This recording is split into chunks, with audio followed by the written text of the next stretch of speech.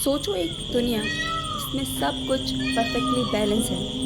एक tree oxygen देता है, एक डियर उसकी पत्तियाँ खाता है, एक लॉयन उस डियर को पकड़ता है और जब लॉयन ख़त्म हो जाता है तो वो सॉइल में मिक्स हो जाता है और वहाँ पर नए पेड़ उग जाते हैं। साउंड्स लाइक अ फैंटेसी? नहीं दोस्तों, ये है असली दुनिया। ये है इकोसिस्टम का सच, जिसमें एक छोटी सी मच्छर भी उतनी ही इम्पॉर्टेंट है जितना कि एक बड़ा एलिफेंट।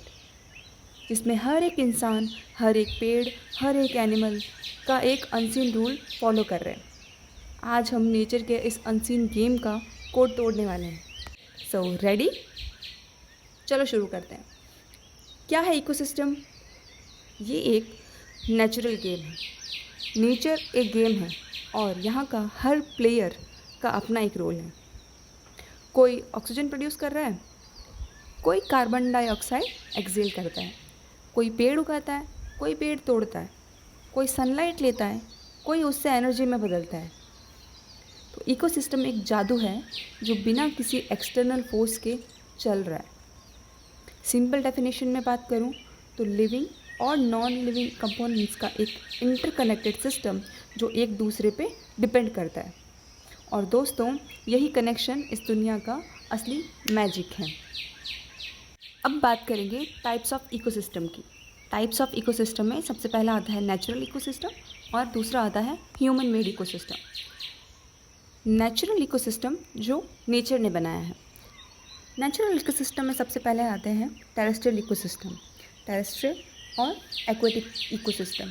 टेरेस्ट्रियल के अंदर और सब पार्ट्स हैं, जिसमें आता है सबसे पहले forest ecosystem, grassland ecosystems, desert ecosystem, tundra ecosystem. बात करेंगे सबसे पहले फॉरेस्ट इकोसिस्टम की। सबसे पहले हम जानेंगे फॉरेस्ट इकोसिस्टम के बारे में। तो forest are spreads over approximately 30% of the world's land. और ये वो एरिया है जहाँ पर बहुत ही रिच क्वालिटी के ट्रीज़ होते हैं। जैसे कि एग्जाम्पल के तौर पे tropical rain forest, coniferous forest, ये आते हैं हमारी फॉरेस्ट इकोसिस्टम में। उसके बाद हम बात करेंगे ग्रासलैंड इकोसिस्टम्स की। Grasslands are found in those region which have the ability to support vegetation but not to the extent of supporting big trees. क्या मतलब है कि ये छोटे छोटे वेजिटेशन को तो सपोर्ट करता है, लेकिन बड़े बड़े ट्रीज़ को ये सपोर्ट नहीं कर पाता है। So these are the intermediate stage, जिसको सिरल स्टेज भी बोलते हैं, ऑफ एन इकोलॉजिकल सक्सेशन। अब बात करेंगे ग्रासलैंड्स के अंदर ट्रॉपिकल ग्रासलैंड्स की। ट्रॉपिकल ग्रासलैंड्स वो ग्रासलैंड्स होते हैं जो ट्रॉपिक रीजन में आते हैं, लेकिन इस पर एनफ अमाउंट ऑफ रेनफॉल नहीं पहुंच पाती। दैट्स वाई ये एक्सटेंसिव ट्री कवर को भी सपोर्ट नहीं कर पाते, दस फॉर्मिंग ग्रासलैंड्स। और इनका जो एरिया आता है उनको सवाना भी बोलते हैं।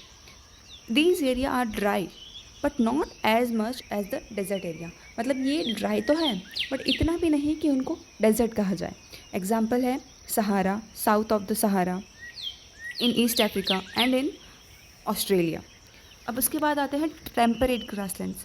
These grasslands are found in the mid-latitude region and in the interior part of the continents, जहाँ पर रेनफॉल बहुत ज़्यादा नहीं होती, सिर्फ लो टू मॉडरेट होती है। तो ये जो ग्रासलैंड्स हैं उनको डिफरेंट नाम दिए गए हैं। एग्जाम्पल है इनके कि अर्जेंटीना में इनको पम्पास बोलते हैं, downs in Australia, prairies in central North America, plains pusztas in Hungary और steppes in Russia, velds in South Africa. और इन यहाँ पर जो एनुअल प्रेसिपिटेशन है वो उसकी रेंज होती है 25 सेंटीमीटर टू 75 सेंटीमीटर। ये आता है हमारा टेम्परेट ग्रासलैंड। इसके बाद आता है डेजर्ट इकोसिस्टम। डेजर्ट जहाँ पर रेनफॉल जो है वो एनुअली 25 सेंटीमीटर से कम होती है, इसको बोलते हैं हम डेजर्ट। उस एरिया को हम डेजर्ट बोलते हैं। हॉट डेजर्ट्स और कोल्ड डेजर्ट, टू टाइप के डेजर्ट्स हैं यहाँ पर, हॉट डेजर्ट्स और कोल्ड डेजर्ट्स। हॉट डेजर्ट्स को जहाँ पर रेनफॉल 25 सेंटीमीटर से कम है और यहाँ की सॉइल काफ़ी ज़्यादा कोर्स होती है, जिसकी वजह से वो बहुत ही अच्छी होती है गुड ड्रेनेज में। वो सारा पानी पर्कुलेट करके अपने अंदर रख लेती है। जैसे कि एग्जांपल हॉट डेजर्ट है जिसमें आता है सबसे पहले कालाहारी, साउथ वेस्ट अफ्रीका, सहारा नॉर्थ अफ्रीका और मोंटे अर्जेंटीना। राजस्थान के अंदर सॉरी, इंडिया के अंदर हमारे यहाँ पर है थार डेज़र्ट, जो है राजस्थान में, जो कि हरियाणा से शुरू होके पंजाब और गुजरात तक जाता है। और यहाँ के जो प्लेन्स हैं वो सैंडी प्लेन्स हैं विद चेंजिंग सैंड ड्यून्स। बात करेंगे कोल्ड डेजर्ट्स की और टेम्परेट डेजर्ट्स की। ये बहुत ही ज़्यादा हायर लैटिट्यूड्स पर हैं, इसी वजह से ये बहुत ज़्यादा कोल्ड भी हैं। रेनफॉल जो है वहाँ पे बहुत ही कम, बहुत ही ज़्यादा ड्राई कंडीशंस हैं वहाँ पर, क्योंकि एक तो ये कोस्टल एरिया से बहुत ज़्यादा दूर है और एक ये बहुत ही ज़्यादा हायर लैटिट्यूड पर हैं, जहाँ पर बहुत ही ज़्यादा हाई माउंटेन्स हैं और वो उसको सेपरेट कर देते हैं कोस्ट से। इंडिया का कोल्ड डेजर्ट जो है वो हिमालय पर सिचुएटेड है और वो स्ट्रेच होता है नॉर्थ में लद्दाख से साउथ में किन्नौर तक। उसके बाद हम बात करेंगे टुंड्रा इकोसिस्टम की। टुंड्रा इकोसिस्टम वो इकोसिस्टम है जहाँ पर बहुत लंबे दिनों के लिए सर्दियाँ रहती हैं और बहुत छोटे टाइम के लिए गर्मियाँ आती हैं, और वो भी cool summer. Tundra means barren land, जो खाली पड़ा हो, because it is extremely hard to survive in these conditions. These areas have very low precipitation of less than 25 centimeter and that takes place in the form of snow. और इसमें भी हम बात करेंगे तो दो टाइप के टुंड्रा रीजन्स होते हैं, that is arctic and alpine. Arctic tundra as the name suggest, ये जो रीजन है ये बहुत ही आर्कटिक सर्कल के पास में है। ये एक यूनिक कैरेक्टरिस्टिक्स है इस टुंड्रा रीजन की कि यहाँ की जो सॉइल है वो भी परमानेंटली फ्रोजन है, बस इसकी जो टॉप लेयर है वो समर में थोड़ी सी पिघलती है। अब बात करेंगे एक्वेटिक इकोसिस्टम की। इसमें भी दो टाइप के इकोसिस्टम को क्लासिफाइड है, फ्रेश वाटर और marine ecosystem. Fresh water ecosystem के अंदर दो टाइप के होते हैं, लैंटिक फ्रेश वाटर और लोटिक फ्रेश वाटर। और इसके अंदर काफ़ी मेजर लेक्स भी हैं जो हम बाद में लेक्स में पढ़ेंगे। तो इसमें आता है लेक्स, फ्लड पॉन्ड्स और रिवर्स। उसके बाद है हमारे पास मरीन इकोसिस्टम। तो मरीन इकोसिस्टम में जो इकोसिस्टम है, ये वाला इकोसिस्टम 71% ऑफ द अर्थ का सरफेस कवर करता है, जिसके अंदर ओशियन आता है, एस्चुरीज आते हैं, लगून्स आते हैं, मैनग्रोव्स आते हैं, कोरल रीफ्स आते हैं, डीप सी आता है and the sea floor. Marine system have high concentration of salts, इसलिए इसको अलग से क्लासीफाई किया गया है। मरीन इकोसिस्टम को अफेक्ट करने वाले कुछ फैक्टर्स हैं, जिसमें सबसे पहले है availability of light, proximity of land, proximity to land, depth of water, ये है हमारे मरीन इकोसिस्टम। उसके बाद में एस्चुरीज, मैनग्रोव्स, ये सारे मरीन इकोसिस्टम के पार्ट हैं। तो ये हमारे दो टाइप के इकोसिस्टम थे जो हमने पढ़े। ये हमारे नेचुरल इकोसिस्टम थे जो हमने पढ़े, जिसमें था सबसे पहले टेरेस्ट्रियल और दूसरा था एक्वेटिक। अब हम बात करेंगे ह्यूमन मेड इकोसिस्टम की। ह्यूमन मेड इकोसिस्टम में जैसे कि सिटीज़ हैं, एक आर्टिफिशियल जंगल, बिल्डिंग्स हैं, ट्रीज़ हैं, रोड्स हैं, रिवर्स हैं, ये सब ह्यूमन मेड इकोसिस्टम के अंदर आता है। इसके अलावा आता है फार्म्स, जो खेत हैं जहाँ हम नेचर को कंट्रोल करने की कोशिश करते हैं, लेकिन जो नेचर ने बनाया है वो परफेक्ट है। जो इंसान बनाता है उसमें काफ़ी पॉल्यूशन है, इम्बैलेंस है और ओवर यूज़ का बहुत ज़्यादा खतरा है। अब हम बात करेंगे कि इकोसिस्टम के आखिर मेन कंपोनेंट्स क्या है। वो है प्रोड्यूसर्स, कंज्यूमर्स और डिकम्पोजर्स।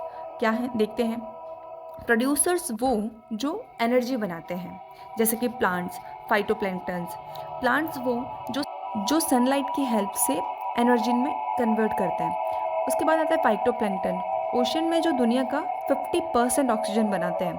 उसके बाद आते हैं कंज्यूमर्स, जो एनर्जी को कंज्यूम करता है। जो प्रोड्यूसर ने एनर्जी बनाई उसको कंज्यूमर्स कंज्यूम करता है। उसमें आते हैं हर्बीवोरस, कार्निवोरस और ओमनीवोरस। हर्बीवोरस क्या, जो प्लांट्स खाते हैं, जैसे कि एनिमल, गाय, ये सब। कार्निवोरस जो हर्बीवोरस खाते हैं, जो उन जानवरों को खा जाते हैं। ओमनीवोरस वो जो सब कुछ ही खाते हैं, जैसे हम इंसान। अब बात करेंगे डिकम्पोजर्स की। डिकम्पोजर्स वो जो सिस्टम को क्लीन करते हैं, जो सिस्टम क्लीन रखते हैं। बैक्टीरिया और फंजाई जो डेड चीज़ें तोड़कर उनका न्यूट्रिशन सॉइल को वापस देते हैं। समझो अगर डिकम्पोजर्स ना हो तो दुनिया एक बड़ा कचरा बन जाएगी। अब बात करेंगे एनर्जी फ्लो की। Energy flow. जब एक लॉयन एक हिरन को खाता है तो वो एनर्जी कहाँ जाती है? ऐसे सोचो कि एनर्जी जो है वो एक इनविजिबल साइकिल है जो तुम तक भी पहुंचती है। ये साइकिल जो है वो शुरू होता है सन से। प्लांट्स एनर्जी लेते हैं सूर्य से, फिर हर्बीवोरस उसको कंज्यूम करते हैं, फिर कार्निवोरस हर्बीवोरस को खाते हैं, और जब कोई मर जाता है डिकम्पोज उनको तोड़कर वापस सॉइल में भेज देता है। नेचर में भी कुछ वेस्ट नहीं होता और सब कुछ रिसाइकिल हो जाता है। अब इसके बाद एनर्जी साइकिल के बाद, एनर्जी फ्लो के बाद अपन बात करेंगे बायोटिक इंटरैक्शंस की। बायोटिक इंटरैक्शंस वो कि जैसे कि तुम्हारा हर रिलेशनशिप एक इकोसिस्टम है, और इस रिलेशनशिप में हम बात करेंगे 5 मोस्ट इम्पॉर्टेंट इंटरैक्शंस की, जिसमें हम लोग बात करेंगे म्यूचुअलिज्म, जहाँ पर सिचुएशन है विन विन। विन विन मतलब दोनों का फ़ायदा। बीज एंड फ्लावर्स एग्जाम्पल के लिए, बीज एंड फ्लावर, आप अपने तक मत पहुँच जाइए, यहाँ पे बात हो रही है बीज एंड फ्लावर्स की। एक को पॉलिनेशन मिलता है, दूसरे को नेक्टर। दूसरा आता है कमेंसलिज्म, इसमें एक का फ़ायदा दूसरे पे फ़र्क नहीं पड़ता, एक का फ़ायदा दूसरे पे फ़र्क नहीं पड़ता। जैसे कि शार्क एंड रिमोरा फिश, मछली शार्क का लेफ्ट ओवर फूड खाती है।